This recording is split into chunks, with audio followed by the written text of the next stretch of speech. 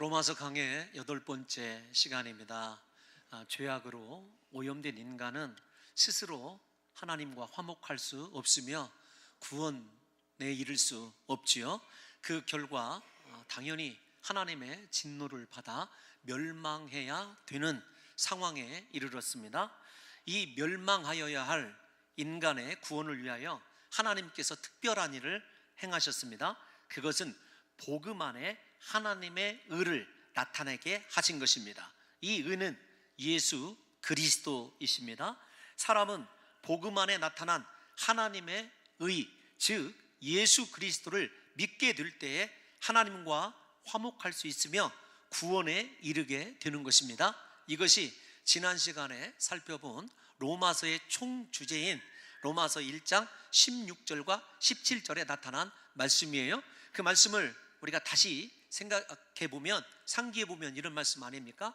내가 복음을 부끄러워하지 아니하노니 이 복음은 모든 믿는 자에게 구원을 주시는 하나님의 능력이 되매라. 먼저는 유대인에게요, 그리고 헬라인에게로다. 그러면서 17절에 하나님의 능력이 여러분 우리에게 나타나는 과정이 무엇이냐고 말씀하냐면 하나님의 의, 예수 그리스도다. 그래서 복음에는 하나님의 의가 나타나 그 예수 그리스도를 믿는 믿음으로 믿음에 이르게 된다. 기록된 바 오직 의인은 믿음으로 말미암아 살리라 함과 같으니라. 이렇게 여러분 우리에게 선언해 주었지 않습니까? 이렇게 의인은 예수 그리스도를 믿음으로 말미암아, 하나님의 의인 예수 그리스도를 믿음으로 말미암아 살게 되어 있는 것입니다. 하박국의 말씀을, 하박국 선지자의 말씀을 인용하여 믿음으로 살게 되는 인간의 이 구원받음, 이 형편을 사도 바울이 이토록 강조하는 이유가 어디에 있냐면 바로 오늘 우리가 읽은 본문 때문에 그렇습니다. 여러분, 우리가 오늘 읽은 본문 가운데 주제는 무엇이냐면 하나님의 진노이거든요. 우리에게 다시 말씀을 드리지만 의인은 믿음으로 말미암아 살리라 라는 말씀이 강조되고 있는 이유는 여러분 뒤따르고 있는, 예비되어 있는 하나님의 진노 때문에 그렇습니다. 이 하나님의 진노에서 벗어나 하나님께서 주시는 의인이 되어 살게 되는 길은 복음, 즉 다시 강조합니다마는 예수 그리스도를 믿는 것밖에는 없습니다. 복음을 믿기 전에 인간의 상태, 즉 하나님의 진노를 받아야 될 상태를 오늘 본문에 보게 되면은 여러 가지로 자세하게 그렇게 서술해 놓고 있어요. 첫 번째, 인간의 어떤 상태가 하나님의 진노를 받냐면 진리를 가로막고 있는 상태입니다. 진리를 불의로 막고 있는 상태예요. 두 번째로는 하나님에 대한 분명히 알 수 있는 지식이 있음에도 불구하고 하나님을 알고 있다는 그 사실을 시인하기를 싫어하는 마음 때문에 그렇습니다. 그리고 그 결과 그들의 생각은 헛되게 되고 그들의 마음은 어두워지게 되고 스스로 지혜롭다고 생각하나 어리석게 되어 있고, 그 어리석음의 총체적 열매가 어떤 것이냐면 바로 우상숭배다. 이렇게 오늘 본문은 체계적으로 하나님의 진노가 나타날 대상에 대해서 이야기하고 있습니다. 여러분, 이런 하나님을 믿지 않는 사람들에게 나타나는 이 하나님의 진노가 로마서에서 사도 바울이 정의하고 있는 복음에 대한 설명의 출발점이라는 사실을 아셔야 돼요. 어떤 말씀을 드리고 싶은 거냐면 복음이 무엇냐를 설명하기 위해서 사도 바울이 맨 먼저 우리들에게 내미는 것은 하나님의 진노입니다. 여러분, 이 두 가지 사실을 통해서 보면 우리가 복음이 왜 필요한가 라고 한다면 하나님의 진노가 우리에게 나타나고 있기 때문이다. 이렇게 첫 번째로 대답을 해야 된다는 것입니다. 사도 바울은 로마에 있는 사람들에게 복음을 설명할 때에 그의 개인적인 특별한 체험이 있지 않습니까? 다메섹 도상에서 예수 그리스도를 만났다든지, 그가 또 고린도 전서에 나와 있는 대로 3000층에 오르내리는 신비한 체험을 했다든지 그런 얘기 하지 않아요. 또 하나는 자기가 개척하고 세웠던 이방 교회들의 부흥과 성장에 대해서도 이야기하지 않습니다. 더군다나 어떤 특별한 하나의 교리를 로마 교인들에게 설명해 주려고 하지 않아요. 무엇에 대해서만 강조하냐면 하나님의 진노가 있다, 하나님의 진노가 나타나서 하늘로부터 우리에게 오고 있다란 이 사실을 강조하고 있다는 것입니다. 여러분, 사도 바울이 18절을 한번 띄워놔 주십시오. 우리가 18절을 읽어보면 하나님의 진노가 하늘로부터 나타나나니 이렇게 되어 있어요. 대충 여러분 이 말을 정리하면 하나님의 진노가 주 아닙니까? 나타난다라고 하는 것이 동사인데 어디로부터 나타나냐면 하늘로부터 나타난다 이렇게 이야기를 하고 있어요. 갑자기 땅의 것에 대해서 생각하고 있던 사람들이 어디를 의식해야 되냐면 하늘을 의식해야 되는 상황에 이르는 것입니다. 이 말을 조금 더 포괄적으로 여러분 설명해 드리면 그런 거예요. 로마의 권력에 취해 있고 로마의 쾌락 문화에 여러분 단련되어 있는 로마 사람들에게 너희가 지금 이 땅에 있는 것이 전부가 아니라 너희가 생각하지 못한 하나님의 진노라고 하는 것이 하늘로부터 지금 나타나고 있다라고 하는 것을 강조함으로 말미암아 이 땅에서 하나님을 섬기는 자들이라 할지라도 시선이 어디로 옮겨져야 되냐면 하늘을 바라보고 진노하시는 하나님을 의식하게끔 사도 바울이 여러분 우리에게 복음에 대해서 설명할 때 처음으로 이 말씀을 선언하고 있다는 것입니다. 그러므로 제가 사랑하는 성도 여러분들에게 강조하고 싶은 것이 있어요. 무엇이냐면 신앙생활은요, 어떤 사람이 신앙생활을 잘하냐면 땅의 것 바라보고 신앙생활하는 사람은 신앙생활 잘 못하는 거예요. 다른 사람 바라보고 환경 바라보고 땅에 보이는 쾌락, 권력, 힘, 물질을 사랑하는 사람은요 신앙생활 잘 하지 못하는 사람이에요. 언제나 그의 시선이 하늘에 고정되어 있고 하나님께서 분명히 진노 가운데 나타나신다라는 사실을 인정하고 여러분 구약적인 용어로 그 하나님을 두려워하며 하나님을 경외하는 사람이 복 있는 사람이에요.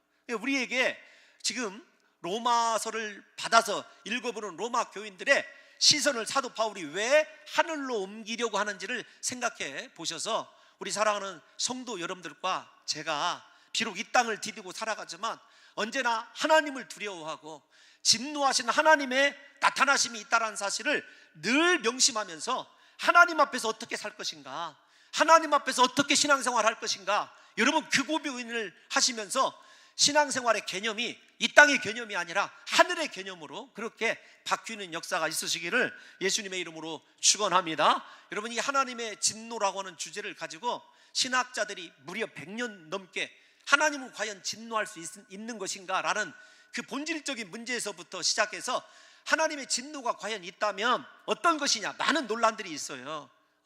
제가 단언컨대 하나님의 진노는 성경의 중요한 주제입니다. 하나님의 진노가 사람의 분노와는 다르다는 것을 일단 이해를 하여야 됩니다.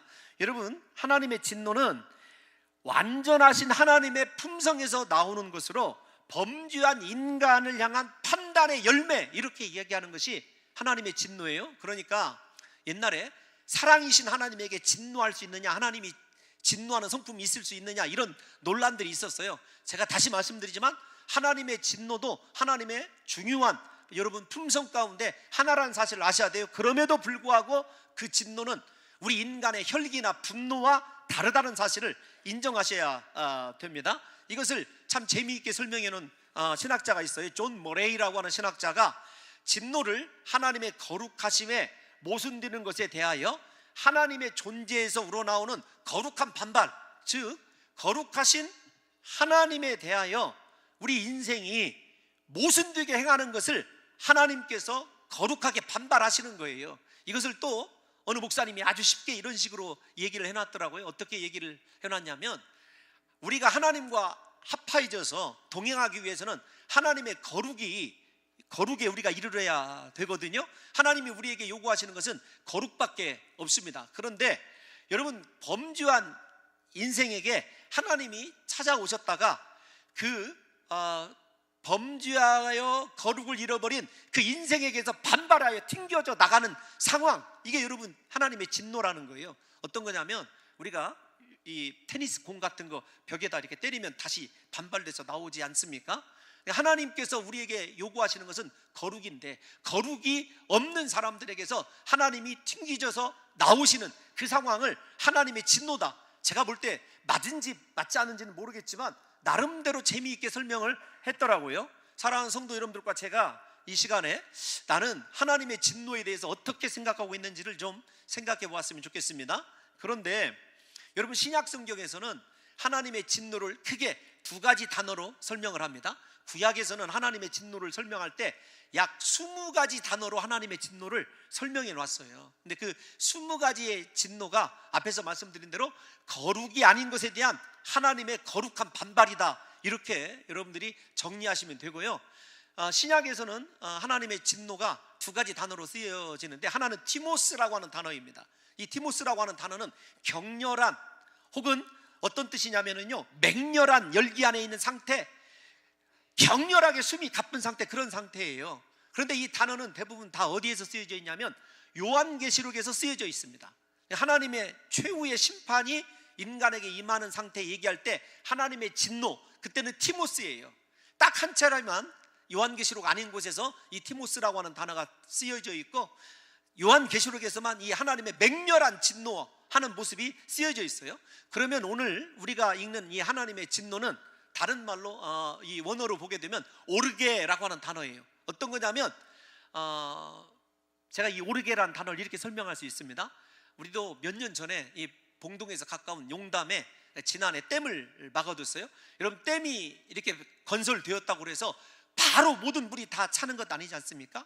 서서히 가두게 되고 1년, 2년 지나고 5년 이렇게 지나게 되면은 이 예상했던 수량을 이렇게 가두게 되는 거죠. 여러분, 그 오르게라고 하는 단어가 바로 그 단어예요. 다시요, 오르게는요, 하나님께서 극렬하고 맹렬하게 반응하시는 것이 아니라 인간의 모든 죄와 허물에 대해서 차곡차곡 하나님이 분노를 쌓아두시고 있는 상태예요. 그게 오르게입니다. 로마서에 나와 있는 하나님의 진노예요. 그 가운데 물이 다 찼습니다. 하나님께서 맹렬한 분노로 그 댐을 터뜨렸습니다. 물이 한꺼번에 맹렬하게 쏟아져 나갑니다. 그게 티모스예요. 여러분, 이걸 구분하시면 우리가 신앙생활 하는데 오늘 우리에게 보여지기로 현재형으로 쓰여져 있는 하나님의 진노가 나타난다라고 하는 말은 우리에게 사실은 모골이 송연한 말입니다. 왜 그런가 하면은 하나님께서 지금 우리를 향하여 그렇게 맹렬히 티모스, 진노하지 않는 이유가, 여러분, 내가 하나님을 잘 섬기고 말씀대로 하나님을 사랑하기 때문이 아니라 하나님께서 언젠가는 그 진노를 폭발하기 위해서 우리에 대해서 무던히 참아주시고 우리가 하나님 앞에 행한 모든 그릇된 것을 하나님께서 차곡차곡 쌓아두고 있는 상태, 여러분, 이게 진노라는 말이에요. 여러분, 특별히 이 레온 모리스라고 하는 신학자에 의하면 이렇게 이 진노라는 단어를 설명을 했어요. 성경 저자들은 하나님의 진노를 가리키는 단어를 쓸 때 급하게 타올랐다가 꺼져버리는 격정이란 뜻으로 쓰지 않고 하나님의 본성 자체에 반역하여 일어난 모든 악에 대하여 강력하면서도 차분한 반발이란 뜻으로 사용하고 있다. 그러니까 여러분, 하나님께서 차분하게 마지막 티모스의 순간을 준비하고 기다리는 상황이죠. 이걸 생각한다면 사랑하는 성도 여러분들과 제가 믿음으로 산다는 것, 여러분, 이 상태를 다시 생각해 봐야 됩니다. 나는 진실로 믿음으로 예수 그리스도와 동행해서 그분이 원하시는 의를 이루며 살아가고 있는가? 그래서 하나님께서 나에 대해서 은혜 주시고 복을 주시는가? 아니면 내가 아무렇게나 살아도, 혹은 말씀 떠나 세상과 양다리 걸치고 살아도, 거짓말을 밥 먹듯이 하여도, 예수 믿는 사람답지 않게 살아도 하나님께서 가만 내버려둔 상태인지를 생각해 보셔야 돼요. 여러분, 이 내버려두다라고 하는 단어가 다음 주에 살펴보게 될 24절에서부터 32절에 보게 되면 무려 3번씩이나 나타납니다. 내버려 두시는데 그냥 내버려 두시는 것이 아니라 하나님께서는 언젠가는 폭발할 하나님의 진노를 차곡차곡 나를 향하여 쌓아두고 있는 상태, 이걸 생각하면 우리가 지금 신앙생활하고 있는 우리의 현존하는 우리의 실상의 신앙의 실상을 냉정하게 생각해 봐야 됩니다. 나는 정말로 말씀에 합당하게 살아가고 있는가? 그래서 하나님께서 나와 동행하시면서 나에게 은혜를 지속적으로 베풀어 주시고 있는가? 반대로 하나님이 나를 지속적으로 사랑해 주시기는 하나 내 모든 신앙의 그릇된 삶과 행위에 대해서 하나님께서 차곡차곡 혹시 계산하시며 언젠가는 폭발하실 분노를 쌓고 있는 상태에 있지는 않은지를 사랑하는 성도 여러분들과 제가 심각하게 우리의 삶을 돌아봐야 된다는 것입니다. 여러분, 우리가 로마서 1장 18절 말씀을 보게 되면은 이 하나님의 진노가 불의로 진리를 막는 사람에게 일단 먼저 보면 두 가지죠. 경건하지 않음과 불의에 대하여 이렇게 얘기하는데, 불의로 진리를 막는다라고 얘기했을 때 불의가 무엇이냐면 여러분 다른 것이 아닙니다. 하나님과 어그러진 것, 불의라고 하는 원어의 뜻이 무엇이냐면 하나님과 어그러져 있는 것이에요. 예를 들면 제가 참 이 말을 잘 설명할 수가 없어서 이렇게 생각해 보십시다. 우리가 일종의 바퀴예요. 하나님의 톱니바퀴에 잘 물려야 제대로 잘 굴러갈 수가 있는데, 여러분 그 하나님과 맞물려야 될 톱니가 어그러져 있어요. 그러면 여러분 하나님과 우리가 따로따로 여러분 굴러갈 수밖에 없는 것 아니겠습니까? 우리의 삶이 불의하다라고 하는 말은 17절에 나타난 하나님의 의와 절대적으로 대조를 이루는 단어예요. 그러니까 하나님의 의가 없는 사람은 어떤 사람이냐면 하나님에 대하여 어그러져 있는 사람이에요. 생각이든 믿음이든 행위든 하나님에 대하여 어그러져 있는 사람, 어그러져 있는 상태에 있는 사람이라는 것이죠. 부디 저는 우리 사랑하는 성도 여러분들이 이 시간에 내가 불의하다라고 했을 때 하나님과 어그러져 있다라고 하는 그 상태가 하나님의 진노와 연결된다는 사실을 아셨으면 좋겠어요. 인생에 어떤 사람이 축복된 사람이냐면 삶의 상황과 환경에 상관없이 하나님에 의하여 인생이 굴려갈 수 있는, 하나님과 그렇게 딱 맞닿아 있는 사람이 진정한 하나님의 의가 나타난 사람이에요. 그래서 여러분들이 이 시간에 생각해 봐야 됩니다. 저와 여러분들이 나는 정말 하나님과 잘 맞물려 있는가? 그래서 하나님께서 굴러가고자 하는 곳으로 나는 하나님에 의하여 그렇게 움직이는 인생을 살아가고 있는가? 아니면 하나님과 어긋나 있어서 나와 하나님이, 여러분 하나님께서 나를 보실 때 너는 불의하다 이런 생각을 할 수 있는 그런 신앙의 삶을 살고 있지는 않은지를 생각해 보셔야 됩니다. 특별히 진리를 막는다 이런 말을 했을 때 제가 여러분들에게 이 말을 잘 설명할 수 있습니다. 이것만큼은 제가 잘 설명할 수 있어요. 어떤 거냐면 이런 거예요. 여러분 얼마 전에 김복동 할머니라는 분이 돌아가셨습니다. 유명하신 분이에요. 옛날에 일제시대에 여러분 위안부로 끌려가셨던 분입니다. 근데 그분이 돌아가셨어요. 그런데 그 위안부들을 향하여 일본의 아베 총리가 이런 얘기를 했습니다. 먹고 살려고 자원해서 그들이 지원한 짓이다. 여러분 그 말을 들을 때 어떻게 생각이 되어집니까? 피가 이렇게 거꾸로 솟아오르는 그런 느낌 없으세요? 잘 설명을 제가 못하고 있군요. 저는 여러분 그런 아베의 그런 말을 들을 때마다 우리 교회에서 파송한 일본의 권요섭 선교사까지도 미워지는 사람이에요. 여러분 분명히 진리는 무엇이죠? 일제가 강제징용해서 여러분 우리의 꽃다운 소녀들 끌어간 것 아닙니까? 그런데 그들이 먹고 살기 위해서 스스로 그걸 자원했다고 하는 그 말을 들었을 때 여러분 분노가 일어나요? 일어나지 않아요? 감사합니다. 여러분 일어난다고 하신 분들요 올 한 해 큰 복 받게 될 줄로 믿어요. 근데 여러분이 곰곰이 생각하시라고요. 하나님께서 우리에게 말씀하시는 것은 진리이죠. 근데 그 진리의 말씀에 우리가 하나님의 말씀에 상관없는 내 탐욕과 내 중심에서 나오는 인생의 논리로 하나님에 대하여 원망하고 반박하는 그 상태가 여러분 진리를 막고 있는 상태, 진리를 가리우고 있는 상태예요. 하나님의 뜻이 이루어지기를 날마다 기도하면서도 내 뜻 먼저 이루어지기를 하나님 앞에 기도하고 있는 상태, 이것이 무엇이냐면 하나님과 어그러져 있는 상태입니다. 그러니까 여러분들이 불의를 생각할 때 무슨 살인죄를 짓고 추악한 간음죄를 짓고 도적질하는 거 이게 아니라 나는 하나님의 뜻에 언제나 굴복하고 있는가, 그리고 정말로 그분이 하시는 말씀에 100% 순종할 준비를 하고 있는가. 그렇지 않으면 우리가 무엇에 이른 상태냐면 불의에 이른 상태라는 사실을 아셔야 됩니다. 특별히 사도 바울이 이야기하고 있는 불의는요, 여러분 예수를 믿는 사람이건 믿지 않는 사람이건 사실은 이 부분이 굉장히 많은 신학자들 간에 논란이 있어요. 어떤 거냐면 1장 18절에서 32절까지는 총체적으로 이방인들에 관한 것이고 2장은 유대인에 관한 것이다, 유대인의 죄를 지적하는 것이다, 이렇게 일반적으로 알려져 있어요. 그런데 최근에는 그렇지 않습니다. 모든 하나님을 믿는 사람들에게 1장의 18절에서나 2장에서 동일하게 죄는 적용되어야 된다. 이것이 여러분 추세이거든요. 여러분 이렇게 생각해 보세요. 우리가 하나님을 안다라고 하는 말이 이 18절에서부터 계속 중요한 것인데, 불의는 행하는 사람은요, 일단 하나님을 아는 사람들이에요. 오늘 본문을 보게 되면 19절에서 20절에서 그걸 설명하고 있지 않습니까? 그런데 여러분, 그걸 우리의 삶에 이방인이냐 유대인이냐 따지지 말고요, 일단 우리가 적용을 해보자고요.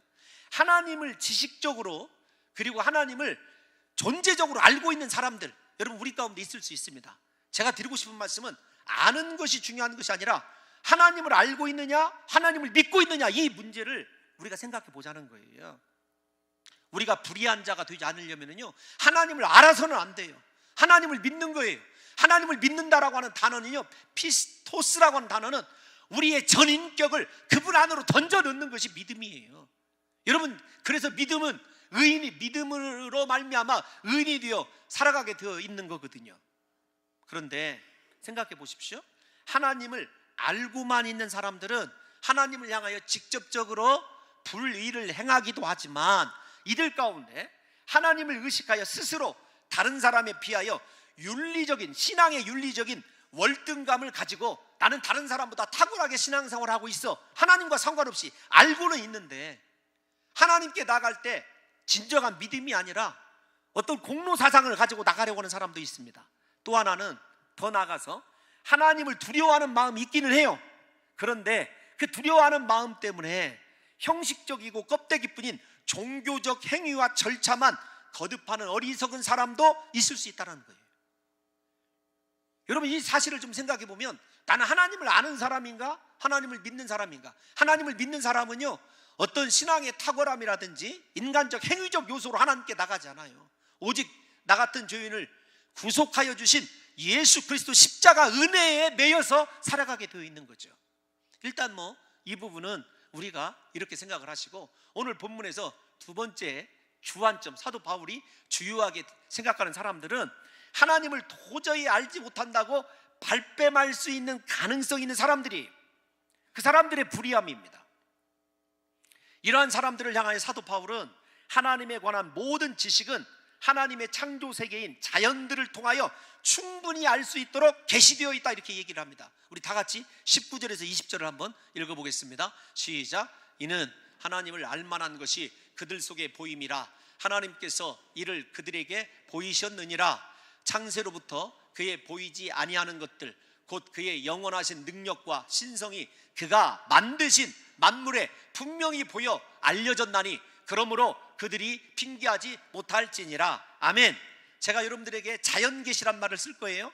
자연 속에 하나님을 알 수 있는 그분의 신성, 그분의 능력, 그분의 전능하심 알 수 있는 것들이 분명히 나타나 있다, 이 말이 자연 계시란 말이에요. 제가 왜 자연 계시란 말을 쓰겠다고 하는 것을 여러분들에게 말씀드리냐면, 신학자들 사이에 저것이 자연 계시냐 아니냐 이것 가지고도 논란이 있기 때문에 그런 것입니다.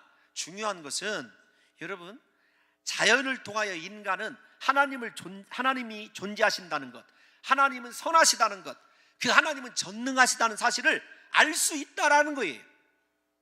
왜 그렇게 알 수 있느냐라고 하면은 여러분 성경을 한 군데 찾아서 읽어봅시다. 욥기서 32장 8절이에요. 욥기서 32장 8절 시작.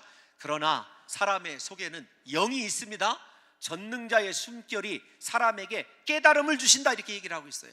우리가 신앙생활이요, 이 믿지 않는 자들을 이야기하지 말고 우리 스스로를 한번 얘기해 봅시다. 어떤 거냐면, 우리에게 그리스도 예수의 사랑을 깨닫고 하나님의 선하심을 깨닫고 전능하신 하나님이 나와 함께 하심을 깨닫게 되는 것은요, 전능하신 하나님의 숨결, 이 숨결이라고 하는 것이요, 우리가 하나님께서 바람을 집어넣으시다, 생기를 집어넣으시다 할 때 창세기의 히브리어 루하흐란 말이 있어요. 하나님께서 우리에게 깨닫도록 해주셔야만 우리가 깨달을 수 있는 거죠. 이게 중요한 건 우리가 영적인 존재 아닙니까? 사람에게는 영혼이 있어요. 우리가 영혼을 가지고 살아갈 때 영혼이 있는 존재인데, 하나님의 분명히 도우심이 있고 그분의 생기가 있고 성령이 있는 사람은요, 매 순간마다 자기 자신이 누구인지, 어디를 향하여 걷고 있는지 깨달아 알 수가 있어요. 반대로 말입니다. 예수 그리스도를 믿지 않는 사람들에게도 자연의 계시, 특별히 제가 가끔 이런 생각을 해요. 병원에 다녀올 때마다 참 인체가 이렇게 신비로운데 의사 선생님들이 예수를 믿지 않는 걸 보면은요, 너무나 때로는 당황스러울 때 있어요. 정말 우리의 인체가, 여러분 무슨 스티븐 호킹이 주장하는 빅뱅 이론이나 이런 거, 이런 것에서 여러분 나왔다고 생각하는 거, 진화했다고 생각하는 거, 저는 참 어리석다고 생각해요. 정말 하나님께서 너무도 완벽하고 이보다 더 이렇게 메커니즘적으로 완벽한 이 피조물이 있을까 싶지 않을 정도로 인체 완벽해요. 여러분, 자연은 어떻습니까? 사계절이 완벽하게 돌아가는 것, 여러분, 지구가 그렇게 빨리 돌고 있어도 어지럼증 우리가 느끼지 않는 것, 우리가 지금 거꾸로 매달려 있어도 떨어지지 않는 것, 여러분, 태양이 조금만 가까워지면 우리 전부 다 태양의 온도가 보통 바깥 온도가 1000도씨가 넘는다고 그러는데 다 죽을 터인데, 그렇지 않고 하나님께서 적당한 거리를 두고 자전과 공전 일으키시는 것, 여러분, 그런 것들 한번 생각해 보세요. 그 미국에 가면 캘리포니아에 특별히 요세미티라고 하는 산이 있어요. 그 산에 세콰이어 나무가 25층 높이 90m 정도가 훨씬 넘는 큰 나무가 있습니다. 근데 그 나무가 여러분 물을 어떻게 올리느냐 이런 것 가지고도 많은 그 논란이 있었어요. 다른 것이 아닙니다. 하나님이 그냥 광합성을 위해서 그 높에 있는 나뭇잎이 광합성을 해서 이 수분을 증발시키면은 그것이 일종의 펌프 작용을 해서 밑에 있는 수십 미터 밑에 있는 물이 끌어올려진다는 거예요. 이 끝까지. 저도 무슨 얘기를 하는지 잘 모르겠고, 여러분들도 제가 도대체 무슨 얘기를 하는지 잘 이해가 안 가시죠? 자부자가 아무리 높은 나무라도 끝까지 물이 여러분 올라가는 거 생각해 보십시오. 우리가 고압 펌프를 아무리 사용해도 물을 몇 미터까지 쏘아 올릴 수 있을 것 같아요. 하나님이 하시는 일은 여러분 정확해요. 그러니까 자연을 봐도, 온 세상을 둘러봐도 하나님은 계십니다. 사람들이요, 아무리 하나님이 계시다는 것을 발뺌하고 싶어도 하나님께서 그들이 핑계하지 못하도록 자연, 인체, 그의 모든 피조세계에 하나님의 존재하심, 그분의 선하심, 그분의 전능하심을 새겨다 놓았다니까요. 여러분, 이것이 인간을 어쩌면 다른 동물과 하나님께서 완전히 구별되도록 창조하신 이유이기도 합니다. 그래서 본문은 창세기로부터 혹은 창세로부터 보이지 아니하는 것들, 곧 그의 영원하신 능력과 신성이 그 만드신 만물에 분명하게 여러분 알려져 있다, 분명하게 보여지기도 하고 알게 되었다라고 강조하고 있는 것이죠. 이처럼 분명히 하나님을 알 수 있도록 충분히 모든 피조세계에 계시되어 있음에도 불구하고 사람들은요, 그 계시에서 하나님의 존재를 깨달아 그에게 나아가려는 노력 대신에 자신이 하나님이 되어 살아가려고는 악한 마음을 품게 됩니다. 이런 사람들은 의도적으로 하나님이 주신 하나님을 알 수 있는 계시를 무시하는 거죠. 왜냐하면 하나님이 있다는 걸 알아요. 그런데 하나님 밑으로 들어가면, 인간이 생각할 때는 거예요, 하나님 밑으로 들어가면 자유롭게 살 수 없다고 생각하는 거죠. 여러분 중에서도 신앙생활 할 때, 야, 이거 주일만 아니면 지금 마음껏 밖에 나가서 여러분 자연을 즐기기도 하고, 필드를 치면서 오늘 싱글 쳤네 못 쳤네, 왜 그렇게 오늘은 오비가 많이 나, 등등 많은 이야기들 위치시면서 아쉬워하실 분들 많이 있잖아요.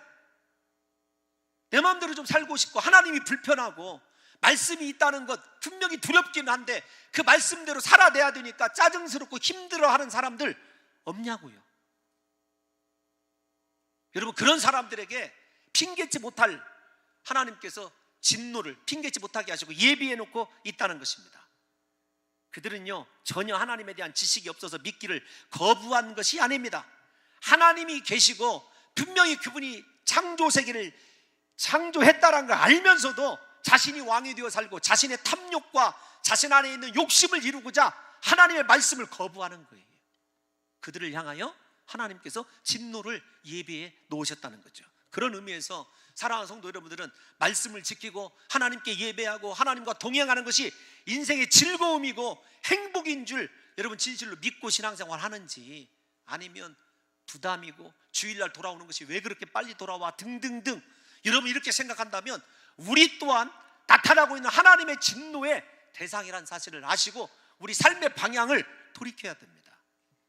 여러분 21절을 보게 되면 구체적으로 우리가 어떻게 하여야 하나님의 의를 힘입어 믿음으로 살아가게 될 수 있는지를 알 수가 있습니다. 21절 시작. 하나님을 알되 하나님을 영화롭게도 아니하며 감사하지도 아니하고 오히려 그 생각이 허망하여지며 미련한 마음이 어두워졌나니. 두 가지입니다. 이 말씀은요, 하나님께서 우리를 하나님을 아는 사람들이 분명히 하나님을 아는 사람들을 단계적으로 어떻게 타락해 가는가, 어떻게 하나님과 원수되어 가는가, 어떻게 하나님의 진노를 받는 사람으로 전락하는지를 보여줍니다. 첫 번째, 하나님을 알되라는 말씀은 지금까지 말씀을 드렸어요. 하나님을 아는 사람들이 하나님께 영광 돌리지 않는 거예요. 자신의 삶에서 하나님께 영광 돌리는 것이 인생의 창조 목적이거든요. 그런데 하나님의 영광과는 상관이 없이 살아가요. 다 자기가 왕이 되어서 자신의 이룬 업적들을 스스로 만족해 하면서 스스로의 영광에 취해 살고 싶어 하는 것이 인생 아닙니까? 사랑하는 성도 여러분, 우리에게 하나님께서 영화롭게 한다고 그랬을 때 가장 중요한 것이 뭐냐, 이렇게 목사님들이 써놓은 걸 보니까 하나님을 영화롭게 하는 구체적인 표현이 예배랍니다. 예배라는 거죠. 그래서 하나님은 예배를 통해서 임재하시고 인생에게 영광을 거두어 가신대요. 그래서 예배가 가장 중요하다. 그러면서 목사님들이 한탄하는 것이 무엇이냐면 오늘날 은혜 받는 교회는 예배가 짧다라는 거예요. 여러분 죄송해요, 우리 교회는 예배가 길어요. 그래서 심지어 목사님들 보니까 예배 시간을 절대로 1시간 넘지 말아라. 여러분, 사람 중심의 예배로 바뀌었습니다. 하나님 중심의 예배가 아닙니다. 여러분, 일주일 지나시면서 몇 차례씩 예배 드리시죠? 어쩌면 죄송한 말씀이지만 여러분들에게 상처를 드리려고 하는 것이 아니라 오늘 딱 한 차례 예배 드리시는 분이 있어요. 근데 그 예배마저도 은혜스럽게 하려면요, 제가 모든 것을 1시간 안에 끝내줘야 돼요. 설교 30분 넘으면 안 됩니다. 죄송해요, 저는 40분씩 합니다.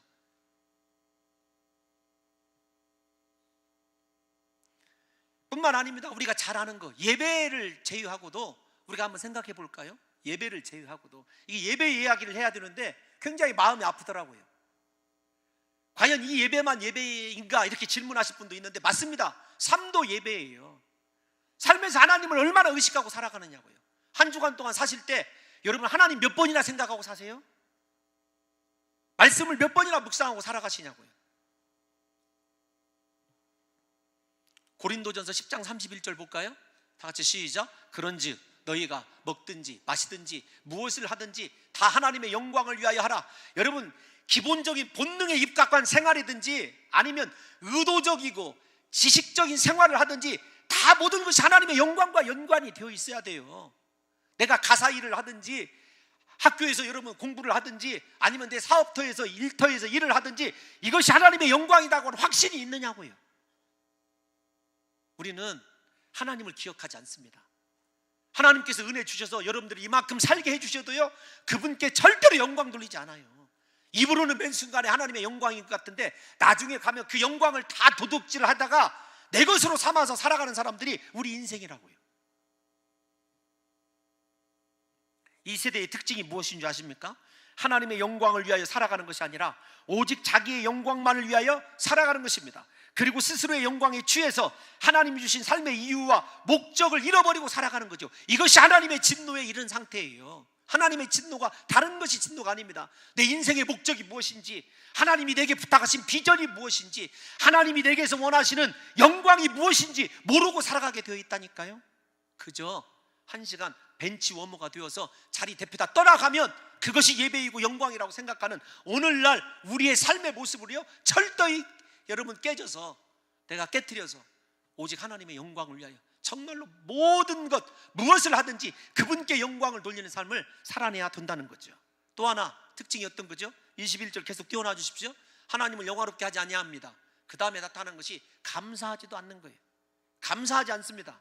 여러분, 감사하지 않는다는 거 디모데후서 3장 2절을 읽어보면은요, 말세에 일어나는 현상의 한가운데 딱 박혀있는 것이 뭐냐면 감사치 아니함이에요. 여러분, 하나님 생각하시면서 몇 번씩 감사하시며 살아가십니까? 사도 바울이 데살로니가전서 5장 8절 우리가 다 암송하는 말씀 있잖아요. 다 같이 시작. 범사에 감사하라. 이는 그리스도 예수 안에서 너희를 향하신 하나님의 뜻이니라. 하나님의 우리를 향한 뜻이 뭐냐면 감사하는 거예요. 예수님이요, 십자가의 지식이 바로 직전에 최후의 만찬선상에서도 감사를 잃지 않으셨던 분, 도저히 감사할 수 없는 상황에서도 감사하셨던 분이 예수님이라는 거 우리가 이론적으로 잘 알아요. 그런데 우리는 얼마나 감사하며 살아가고 있느냐고요. 다른 사람 바라보면서 저 정도는 되면 내가 감사할 수 있을 텐데 항상 비교의식과 열등의식에 사로잡혀서요 입에서는 원망과 불평만 나오는 삶 살아가는 것이 우리가 아니냐고요. 한 주간 감사를 생각해 봤습니다. 왜 건강할 때만 감사하냐? 왜 잘 될 때만 감사하냐? 왜 힘들고 고통스러울 때, 질병이 찾아올 때 하나님 앞에 감사하지 못하는 걸까? 여러분, 감사하지 못하니까요 하나님의 도우심, 함께 하심을 여러분 의심하게 될 뿐만 아니라 하나님과 전혀 상관없는 삶을 살아가게 되더라고요. 목사임에도 불구하고 그래요. 제가 한 주간 감사에 대해서 묵상을 좀 하게 된 이유가 있어요, 개인적으로. 그러다가 책을 읽다가 여러분 사도 바울도 옥중에서 빌립보 교인들에게 항상 기뻐할 것을 얘기했는데, 손양원 목사님의 글을 좀 여러분들에게 본문과는 좀 어울리지 않지만 읽어드리고 싶어요. 손양원 목사님 옥구를 치르는 중에 사모님이 심각한 병에 걸리셨어요. 그러니까 사모님은 밖에서 병에 걸리고 목사님은 이제 감옥에 갇혀서 언제 죽을지 모르는 상황이에요. 그런데 그분이 이렇게 편지를 썼어요. 동인 어머니에게. 동인이 그 아들입니다. 이 같은 뜨거운 여름날에 병으로 10가지 심하니 설상가상의 어려움이겠습니다. 그러나 하나님의 사랑과 진리는 기후와 환경을 초월한 것이니 마음을 평안히 가지시기 바랍니다. 꽃 피고 새우는 양춘 가절에만 하나님의 사랑이 있을 뿐 아니라 백설이 분분한 엄동 혹한 중에도 하나님의 사랑은 여전하며 오곡백과가 성숙하는 가을에만 하나님의 사랑이 있을 뿐 아니라 가만히 있어도 땀이 줄줄 흐르는 이 같은 뙤약볕에서도 하나님의 사랑은 여전하며 온갖 귀한 그릇에 담긴 산의 진미를 먹을 때 하나님의 사랑을 찬미할 뿐만 아니라 초라한 집에서 굶주리고 병든 처지에서도 하나님의 사랑을 찬양할지니, 중요합니다, 항상 기뻐하시고 범사에 감사하시기를 기도합니다. 여러분, 신앙적으로는 얼마나 은혜스러운지 제가 솔직히 딱 이 글을요, 죄송합니다, 이렇게 딱 까놓고 생각해 봤어요. 참 이런 말을 하면 이게 우리 존경하는 손양원 목사님에게 어떨지 모르겠지만 이거 너무 정답만 얘기하잖아요. 정답을 딱 들으면 사실 이 얘기 들으려고 하는 것이 아닌데 우리 어떻게 반응하냐면 재수없어, 이렇게 여러분 반응하는 아이들 많이 있습니다. 저 자신도 그러더라고요. 여러분, 우리에게 환경이 아름다워지고 상황이 좋아서 감사할 수 있는 것은요 누구나 할 수 있어요. 신앙의 타락, 하나님의 진노가 한꺼번에 일시에 우리에게 오는 것이 아니라 내 삶 하나님을 알면서도 불의를 행하는 것, 하나님과 어그러져 행하는 것, 범사에 하나님께 영광 돌리지 못하고 하나님께 감사하지 못하는 것, 그 결과가 무엇이냐면 이어지는 말씀이 더 무서워요. 생각이 허망해집니다. 21절 다시 띄워놔 주십시오. 이 생각이라고 하는 원어는요 원래 생각이라고 번역하기도 해야지만 목적, 계획, 이것이 훨씬 더 타당합니다. 목적이 허망해지다라고 하는 단어, 허망하다라고 하는 단어는요 무가치해지다, 그런 뜻입니다. 그게 어떤 것이냐면 하나님께 영광 돌리지 아니하고 감사치 않는 사람은요 자기가 아무리 소중하다고 생각하고 애지중지하여서 계획을 세우고 추진하고 어떤 결과를 맞이하였는데 그 결과가 뭐냐면 무가치한 것들만 거두게 되어 있어요. 여러분, 지금이 아니라 하나님 앞에 서는 그 순간에 하나님 앞에 무가치한 인생을 사시겠습니까? 아니면 지금 돌이키셔서 하나님, 내가 하나님을 압니다, 하나님 앞에 진실로 영광 돌리는 삶 살기를 원합니다, 이제부터 매 순간 하나님과 동행하면서 하나님께 감사함으로 말미암아 내 계획하는 것들이 내 인생의 목적이 무가치해지지 아니하고 하나님께 의미가 있고 내 인생을 통하여 하나님 영광 받으시길 원합니다. 그렇게 보이는 삶을 살아가실래요? 또 하나, 마지막에 어떤 거냐면 계획이 허망해질 뿐만 아니라 여러분, 그들의 마음이 어두워집니다. 마음이 어둡다라고 하는 것은요 소망이 없어지는 거예요. 소망이. 하나님의 진노가 하늘에서 벼락을 내리고 당장 어떤 것으로 우리를 제재를 개하는 것이 아니라 영적인 것에부터 시작해서 방황하고 어두워지고 생각하는 것마다 무가치한 것 생각하고 추진하는 것마다 이루는 것마다 하나님 보시기에는 쓸데없는 것만 행하는 인생으로 우리가 그렇게 삶을 허비하면서 살아가게 된다는 거죠. 그 결과가 뭐냐면 영이 어두워지고 마음이 어두워지는 거예요. 22절을 봅니다. 22절 시작. 스스로 지혜 있다 하나 어리석게 되어. 중요한 건 뭐냐면 못 깨달아요. 그래도 내가 이 분야에 대해서는 최고로 잘한다, 스스로를 지혜롭게 생각해요. 근데 중요한 건 뭐냐면 지혜로운 것처럼 생각되지만 마지막 순간은 그렇게 미련하고 어리석은 자가 되어가는 거죠. 23절 그 결과가 무엇이냐면 시작. 썩어지지 아니하는 하나님의 영광을 썩어질 사람과 새 짐 기어다니는 동물 모양의 우상으로 바꾸었느니라. 여러분, 우상 숭배로 이어지게 되는데 오늘날 최고의 우상 숭배는요, 자기 우상화예요. 스스로 지혜 있다고 생각하지만 어리석은 사람들의 특징이 무엇인 줄 아십니까? 하나님의 말씀에 굴복하지 않아요. 자기가 하나님의 말씀을 재단합니다. 자기 뜻대로 살아가려고 그래요. 오늘날 성도들이 얼마나 똑똑하고 지식적으로도 해박한지 몰라요. 설교는 어디서 그렇게 많이 들어가지고 풍부한지 모릅니다. 중요한 건 하나님의 말씀에 겸손하게 진실하게 반응할 줄 아는 믿음을 잃어버리고 살아간다는 것이 자기 우상화. 여러분, 예수 그리스도를 믿으면서도 하나님의 뜻을 이루려고 믿는 것이 아니라 내 욕심, 내 야망을 이루기 위해서 하나님을 이용하는 신앙생활, 그것이 우상화의 신앙의 여러분 폐단 아니겠습니까? 여러분, 우상숭배의 본질이 무엇이죠? 다시 얘기합니다만 탐욕입니다. 우상숭배란 자신을 신에게 드리고 섬기는 데 목적이 있지 않고 자기의 탐심을 이루고자 하는 욕망 때문에 신을 이용하는 거예요. 하나님을 이용하는 겁니다. 이것이 어디에 나와 있는 예냐면 시편 106편, 시간이 갑니다만 읽어보고 끝낼게요. 20절 시작. 자기 영광을 풀먹는 소의 형상으로 바꾸었도다. 하나님의 그 영광을요, 소의 형상으로 바꾼 이스라엘의 범죄. 이스라엘이요, 하나님의 능력과 하나님의 은혜를 몰라서 그런 줄 아십니까? 자신의 욕망들을 더 극대화시키기 위해서 저렇게 송아지의 형상으로 하나님의 영광을 바꿨다는 것을 잊어서는 안 됩니다. 예레미야 2장 다 같이 한번 읽어보겠습니다. 시작. 어느 나라가 그들의 신들을 신 아닌 것과 바꾼 일이 있느냐? 그러나 나의 백성은 그의 영광을 무익한 것과 바꾸었도다. 하나님의 영광 아닌 것은요, 다 무익합니다. 사랑하는 성도 여러분, 여러분들은 진심으로 하나님을 섬기고 하나님 앞에 그분의 존재를 믿고 그분 안에 여러분의 인생을 맡기셔서 그분이 이끄시는 대로 그분과 잘 맞아서 하나님이 원하시는 영광스러운 삶을 사시겠습니까? 아니면 불이라고 하는 하나님과 어그러져서 하나님의 진노에 이르게 되는, 하나님께 영광 돌리지 아니하고 감사치 아니하고 자신 만만해서 행하는 일마다 나중에 하나님께 무가치한 일, 심령은 어두워져 있고 스스로 지혜 있는 것 같으나 어리석은 삶을 여러분 사시겠습니까? 오늘 사랑하는 성도 여러분들과 제가 오직 의인은 믿음으로 말미암아 살리라. 내가 행하는 것 믿음이기를 원하고 내가 계획하는 것 믿음으로 여러분 실천되기를 원하고 오직 믿음 안에서 역사하시는 예수 그리스도 그분께 진정한 영광을 올려드릴 수 있는 복된 성도의 삶 살아가시기를 예수님의 이름으로 축원합니다. 우리 다 같이 자리